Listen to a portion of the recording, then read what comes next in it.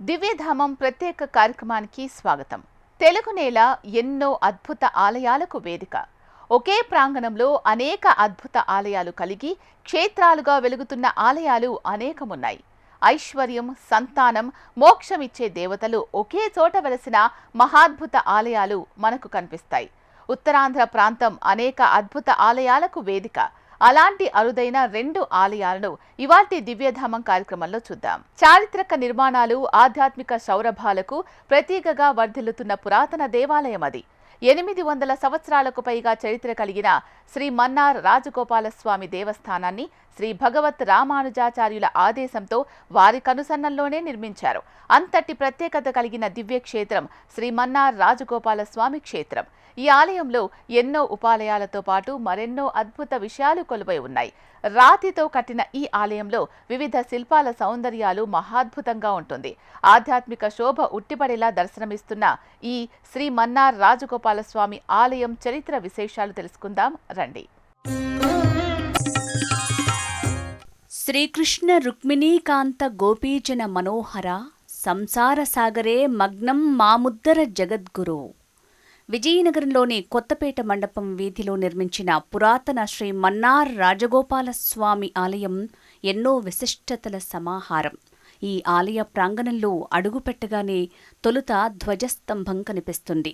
ఆలయం పైభాగంలో ఒకవైపు వరాహస్వామి మరియు లక్ష్మీమాత, మరోవైపు నరసింహస్వామి మరియు లక్ష్మీమాత విగ్రహాలు కనువిందు చేస్తాయి.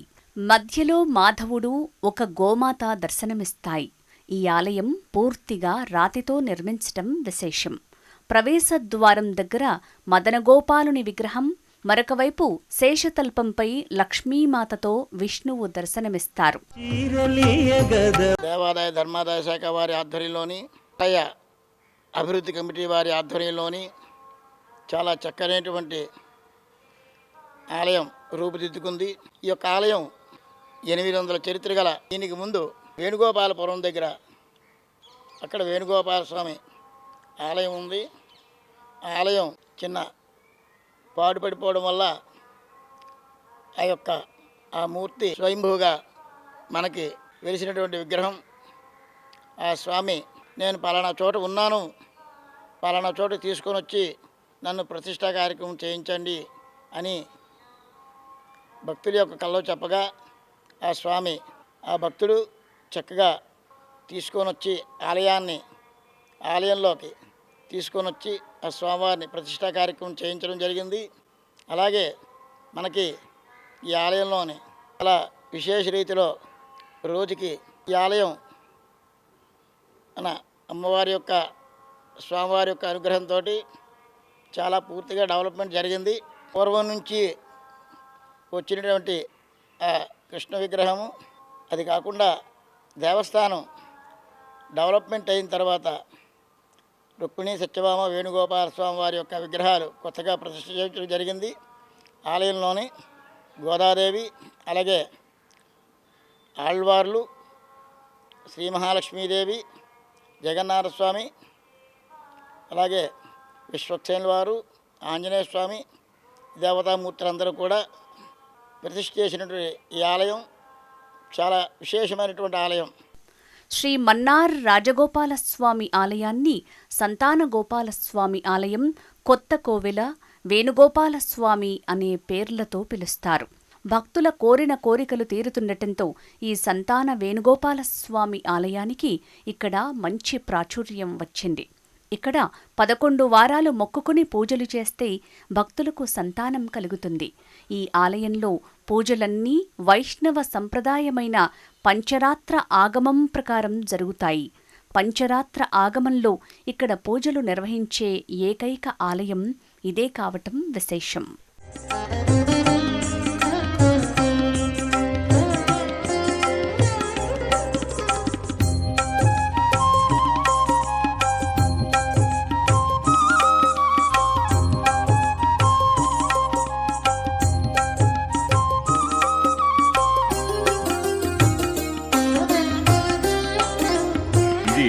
రాజరాజ చోళులు రాజ్ మన్నార్ అని అక్కడ మన తమిళనాడులో కట్టిన దేవాలయం లాగా ఇక్కడ ఈ దేవాలయం కొన్ని వందల సంవత్సరాల క్రితం కట్టినది. ఈ ఈ దేవాలయంలో ఒక 20-30 సంవత్సరాల నుంచి ఎండోమెంట్ వారు ప్లస్ ఇక్కడ కమిటీ ఉంది, ఆ కమిటీ సభ్యులు దీన్ని పురోభివృద్ధికి అభివృద్ధి చేయడానికి చాలా కృషి చేస్తున్నారు. అలాగే ఈ దేవాలయంలో అనేక పూజలు చేస్తున్నారు. ఈ శ్రావణ మాసంలో వరలక్ష్మి పూజలు చేస్తారు. అలాగే పూరి జగన్నాథ రథయాత్ర చేస్తారు. అలాగే శ్రీకృష్ణ పుట్ల సంబరం ఘనంగా నెరవేరుస్తుంటారు. ఇక్కడ ఈ భక్తులకి చాలామందికి ఇక్కడ కోరుకున్న కోరికలు నెరవేరుస్తాయి కాబట్టి చాలామంది భక్తులు ఇక్కడ హాజరవుతున్నారు. మేము చిన్నప్పుడు ఈ కోవిల్ని కొత్త కోవిలు అనేవారు. అప్పుడు సామాన్య ప్రజలు ఇక్కడ పెళ్ళిళ్ళు జరిగాయి. అందరూ పూర్వం ఏమని పిలిచేవారంటే కొత్త కోవిళ్ళు మంచి ప్రసిద్ధి కాంచిన కోవిలు అని చెప్పేవారు. సంతాన గోపాలస్వామి ఆలయంలో నిత్య పూజలు శాస్త్రోక్తంగా జరుగుతాయి. ముఖ్యంగా ఈ ఆలయంలో ధనుర్మాసం, కార్తీక మాసం, శ్రావణ మాసంలో శ్రీ మన్నార్ రాజగోపాలస్వామి ఆలయంలో ప్రత్యేక పూజలు నిర్వహిస్తారు. స్వామివారిని దర్శించుకునేందుకు భక్తులు భారీగా తరలివచ్చి స్వామివారికి మొక్కులు చెల్లించుకుంటూ ఉంటారు. కొన్ని సంవత్సరాల క్రితం అనాసపరపు వంశం వారి ఆధీనంలో ఉండేది. కాలక్రమేణా చుట్టుపక్కల ఆక్రమణలతో భక్తులకు ఇబ్బందికరంగా మారింది. క్రమంగా జీర్ణావస్థకు చేరుకుంది. ఆలయ దుస్థితిని చూసి భక్తులు ఒక సంఘంగా ఏర్పడి పునరుద్ధరణకు నడుం బిగించారు. ఆ తరువాత దేవాదాయ శాఖ ఆధ్వర్యంలో భక్తులు అధిక మొత్తంలో విరాళాలు కూడా అందించారు.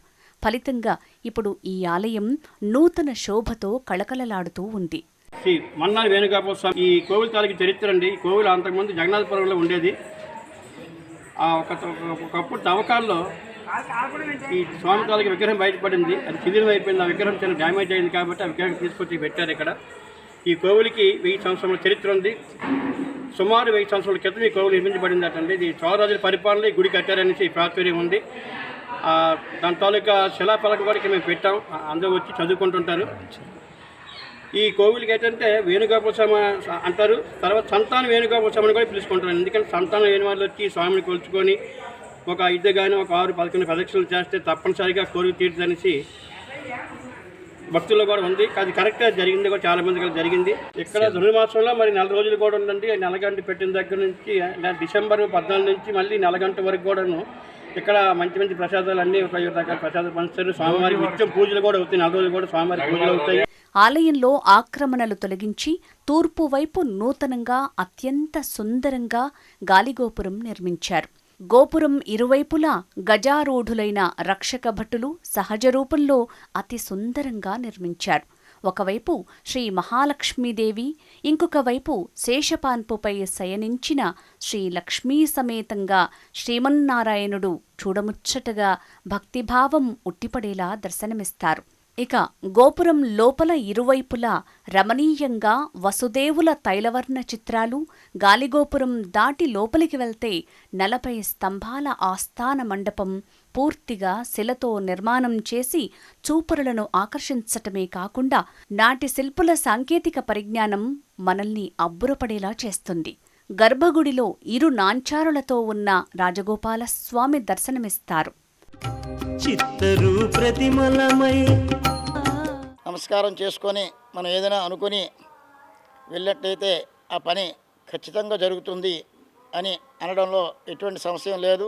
కావున స్వామివారి యొక్క ఆలయానికి భక్తులందరూ వచ్చి స్వామివారి దర్శించుకొని తీర్థప్రసాదాలు అందరూ స్వీకరించి తరిస్తారని, స్వామివారి అనుగ్రహం మరీ మరీ పొందుతారని మరీ కోరుకుంటున్నాం. అలాగే మనకి ముక్కోటి ఏకాదశి లగాయతూ 5 రోజులు పరంపదోత్సవం జరుగుతుంది.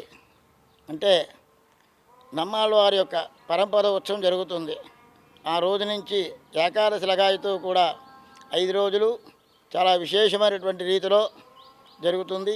ఆ 5 రోజులు కూడా స్వామివారి యొక్క పాంచరాత్ర ఆగమానికి సంబంధించినటువంటి తిరువాయిముడి సేవాకాలం 5 రోజులు చేస్తారు స్థానాచార్యులు గారు. అలాగే ఆళ్వారి యొక్క తిరునక్షత్రం జరుగుతూ ఉంటుంది. మనకి ముఖ్యంగా ఈ ధనుర్మాసం 4 రోజులు ఈ గోదాదేవికి విశేషమైనటువంటి పూజలు జరుగుతూ ఉంటాయి. చాలామంది చాలా చక్కగా ధనుర్మాసంలో కార్యక్రమంలో అందరూ పాల్గొంటున్నారు. ఎక్కువగా ఈ యొక్క పెళ్లి కాని ఆడపిల్లలు చాలా పాల్గొనడం జరుగుతోంది. వాళ్ళకి చక్కగా వివాహం జరుగుతోంది. ఈ సంవత్సరం అయిపోయిన తర్వాత మళ్ళీ వచ్చే సంవత్సరం కొత్త పిల్లలు రావడం ఇలాగే కంటిన్యూషన్గా అవుతోంది. అలాగే కార్తీక మాసం వచ్చిందంటే కార్తీక శుద్ధ ఏకాదశికి మనకి ఇంచుమించుగా 10,000 మంది వరకు భక్తులు వస్తారు. అలాగే ముక్కోటి ఏకాదశికి ఇంచుమించుగా 10,000 వరకు భక్తులు వస్తారు.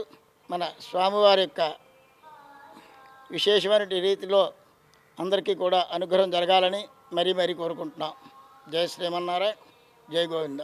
ఆలయం లోపల దర్శించుకుని వెలుపలికి వస్తే వెనుక ఉన్న అద్భుతమైన విశాల సుందర ప్రాకార మండపం చిత్రాలతో మనస్సుకు భక్తితో పాటుగా మనశ్శాంతిని కలిగిస్తుంది.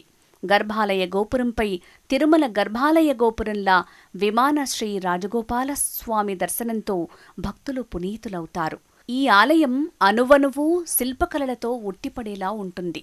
ఇంకొక విశిష్టత ఏంటంటే భక్తులు తమ కోరిక నెరవేరుట కొరకు 11 పర్యాయాలు ఆలయ ప్రదక్షిణలు చేసి స్వామివారికి తమ కోరిక విన్నవించుకుంటే 40 రోజులలో తమ కోరికలు నెరవేరుతాయని భక్తుల విశ్వాసం.